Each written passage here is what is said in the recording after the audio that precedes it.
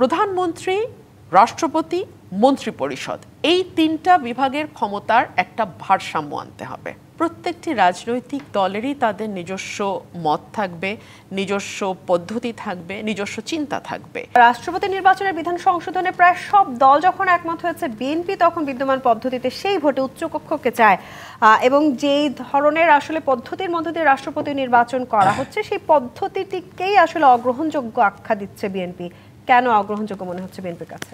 দেখুন, আমাদের স্ট্যান্ডিং কমিটির সম্মানিত সদস্য জনাব সালাউদ্দিন আহমেদ তিনি খুব পরিষ্কার ভাষায় এই কারণগুলো, কি কারণে বিএনপি কোন কোন বিষয়ের সঙ্গে একমত এবং কোন কোন বিষয়ের সঙ্গে একমত নয় সেটি ব্যাখ্যা করেছেন।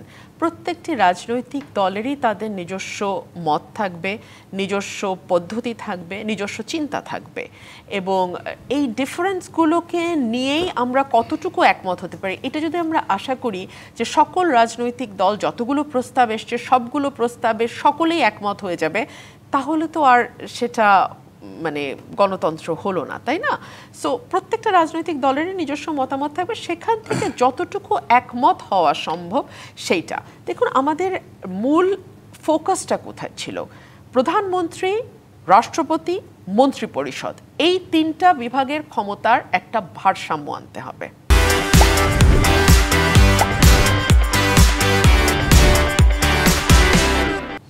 আমরা বিগত দিনগুলোতে দেখেছি, বিশেষ করে গত 15 বছরে প্রধানমন্ত্রী একচ্ছত্র ক্ষমতার অধিকারী।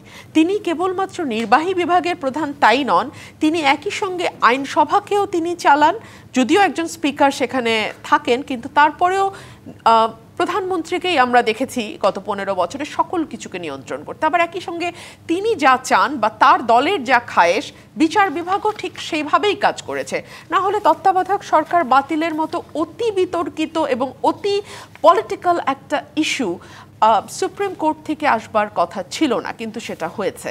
সো আমরা দেখেছি যে প্রধানমন্ত্রী এককভাবে অস্বাভাবিক ক্ষমতার অধিকারী হয়েছেন, যেটা ধীরে ধীরে তাকে মনস্টারে পরিণত করেছে।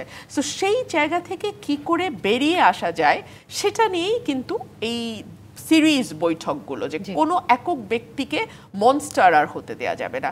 সেই কারণে আপনি দেখুন, বিএনপি কিন্তু নোয়িং ফুললি ওয়েল যে আগামী বেশ কয়েকটি নির্বাচন কোনো রকম কোনো কারচুপি ছাড়া মানুষের ভোটে বিএনপি মেজরিটি সিট পাবে।